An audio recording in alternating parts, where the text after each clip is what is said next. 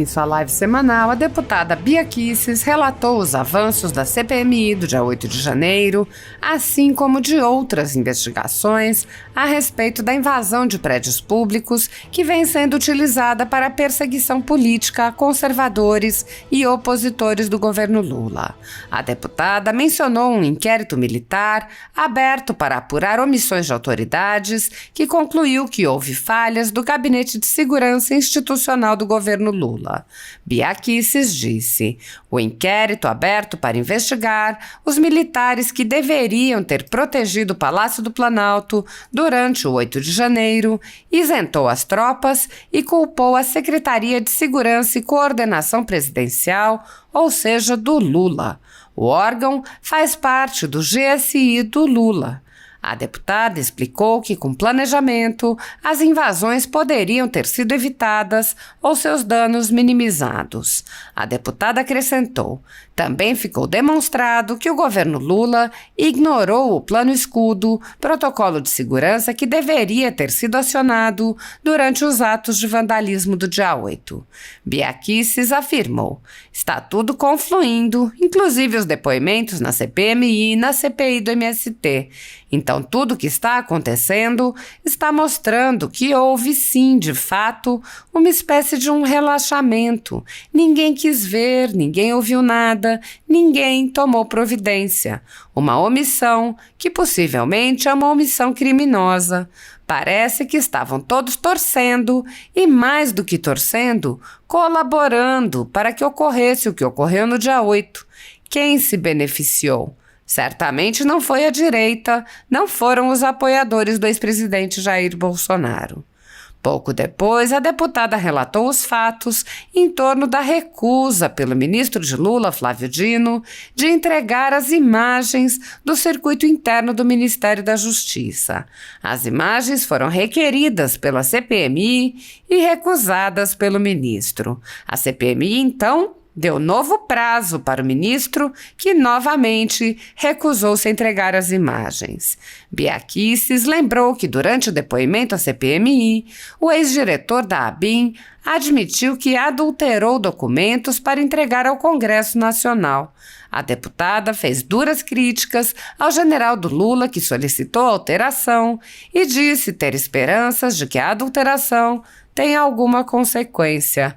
Respondendo a um internauta que disse que a CPMI é um teatro, a deputada disse: não é teatro, é uma guerra, e nós estamos lutando, ninguém aqui vai desistir. Com a tomada da CPMI pelo governo, a comissão já repete a CPI da pandemia, também conhecida como CPI do circo, que serviu principalmente para a perseguição política, enquanto se recusou a investigar indícios de corrupção com os recursos enviados pelo governo federal para os estados e municípios. A CPI da pandemia não poupou esforços em humilhar pessoas e empresas que manifestaram apoio ao ex-presidente Jair Bolsonaro, além de quebrar sigilos sem qualquer fundamentação, vazar dados sigilosos para a imprensa e ameaçar pessoas de prisão. O procedimento é o mesmo observado em inquéritos conduzidos em cortes superiores. Matérias da velha imprensa atribuem um rótulo ou marca a um grupo de pessoas e isso é tido como suficiente para quebras de sigilos, interrogatórios, buscas e apreensões, prisões e confiscos. Após promover uma devassa nas pessoas e empresas, no que é conhecido como Phishing Expedition, os dados são vazados para a velha imprensa, que então promove um assalto de reputações que dá causa a novas medidas abusivas. Conforme vários senadores já notaram, os procedimentos são comumente dirigidos aos veículos de imprensa independentes, em evidente tentativa de eliminar a concorrência, controlar a informação e manipular a população brasileira. Em um inquérito administrativo no Tribunal Superior Eleitoral, seguindo esse tipo de procedimento, o ministro Luiz Felipe Salomão ordenou o confisco da renda de diversas pessoas, sites e canais conservadores, inclusive a Folha Política. A decisão recebeu elogios dos ministros Luiz Roberto Barroso, Alexandre de Moraes e Edson Fachin. A decisão não discrimina os conteúdos e atinge a totalidade da renda dos sites, com o objetivo de levar ao fechamento dos veículos por impossibilidade de gerar renda. Há mais de 25 meses, todos os nossos rendimentos são retidos sem qualquer base legal. O ministro Luiz Felipe Salomão é considerado candidato a uma vaga no STF.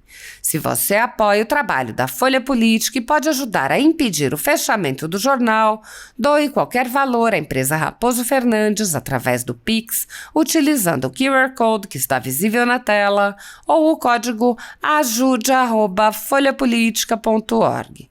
Caso não utilize Pix, há a opção de transferência bancária para a conta da empresa Raposo Fernandes, disponível na descrição deste vídeo e no comentário fixado no topo. Há 10 anos, a Folha Política vem mostrando os fatos da política brasileira e dando voz a pessoas que o cartel midiático quer calar. Pix ajude@folhapolitica.org. Assista. Gente, o inquérito aberto para investigar os militares que deveriam ter protegido o Palácio do Planalto durante o 8 de janeiro, presta atenção, isentou as tropas e culpou a Secretaria de Segurança e Coordenação Presidencial, ou seja, do Lula.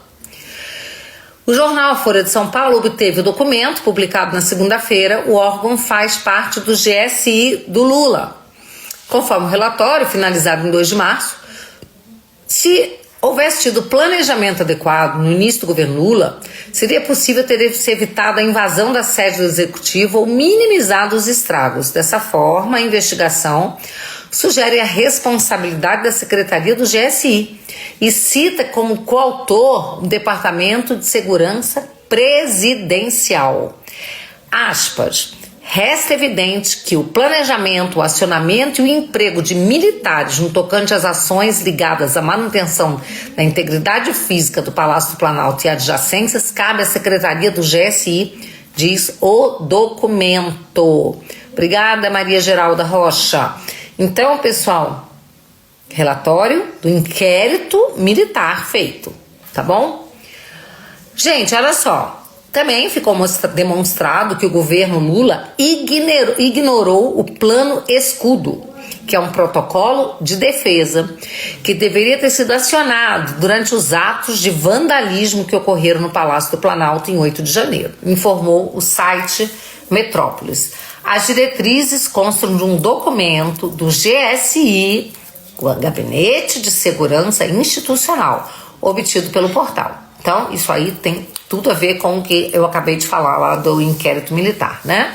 As diretrizes constam de um documento do GSI obtido no portal. Para evitar as invasões, o procedimento prevê a atuação conjunta das tropas de choque do Batalhão da Guarda Presidencial, BGP, do Batalhão de Polícia do Exército, BPE, e do 1º Regimento de Cavalaria das Guardas do Exército, o RCG.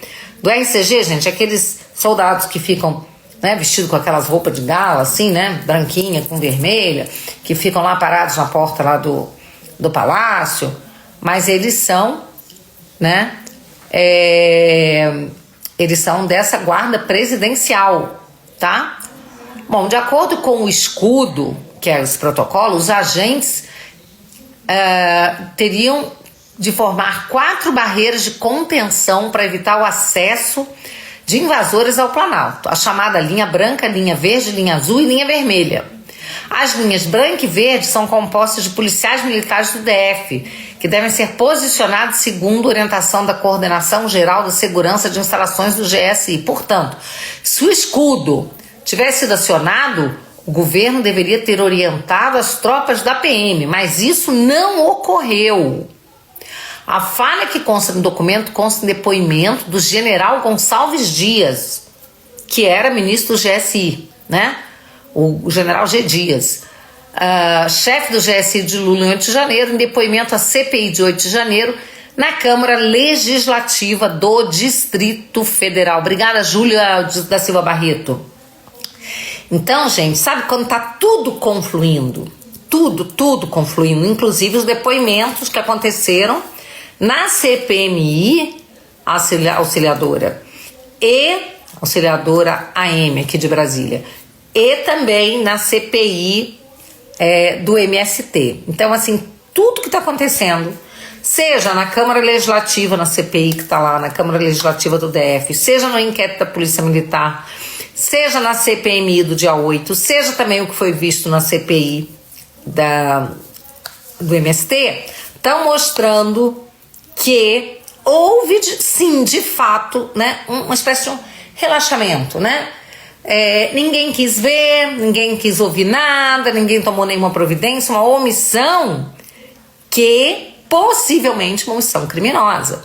Parece que estavam todos torcendo, e mais do que torcendo, colaborando para que ocorresse o que ocorreu no dia 8. Afinal de contas, quem foi que se beneficiou do que aconteceu no dia 8? Certamente não foi a direita. Certamente não foram os apoiadores do presidente Bolsonaro. Certamente não foi você que a vida inteira, né, nos últimos anos se vestiu de verde e amarelo e foi pra rua lutar por esse país, lutar contra a corrupção, lutar pela transparência, lutar pela verdade, né, lutar pela contra a impunidade, lutar por um país decente. Certamente não foi você que se beneficiou do que aconteceu no dia 8 de janeiro, tá? E a gente continua vendo postagens sendo removidas ou postagens nas redes sociais ganhando taxas de fake news quando a gente fala isso que eu estou falando agora, tá? Mas nós vamos continuar falando mesmo assim, não é? Porque nós não vamos deixar de falar a verdade.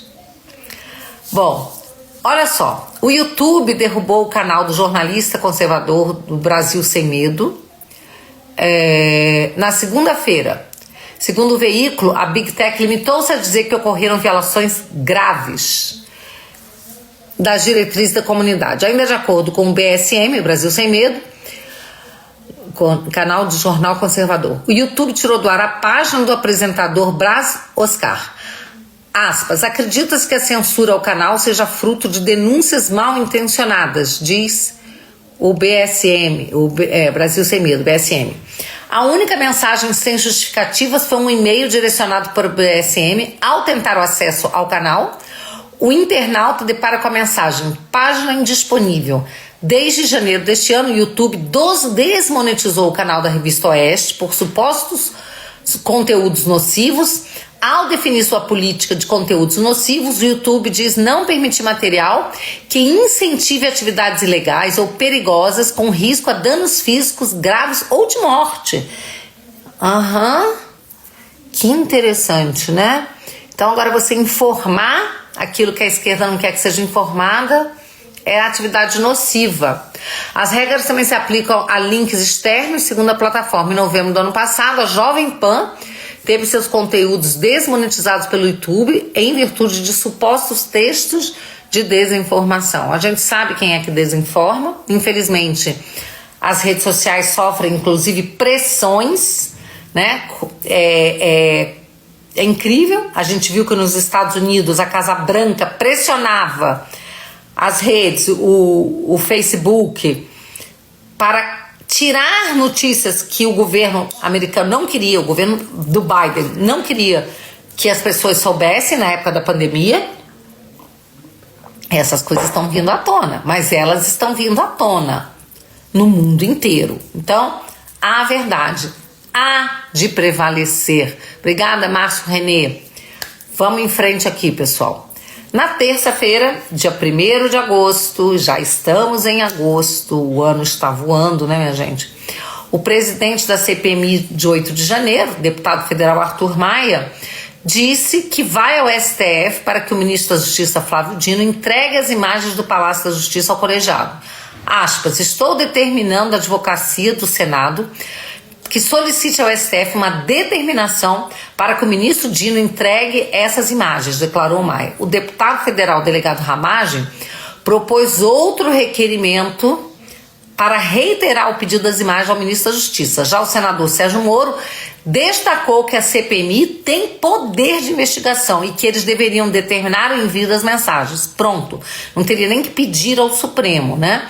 O deputado Felipe Barros, ele também disse, né, que deveriam, inclusive, determinar busca e apreensão, porque a CPMI pode fazer isso. Ela tem poder de investigação, tá? Segundo o Flávio Dino, né, caso Moraes permita a divulgação dessas imagens, ele encaminhará a CPMI. Elas não estão em sigilo, quer dizer, ele fica empurrando com a barriga dele, né?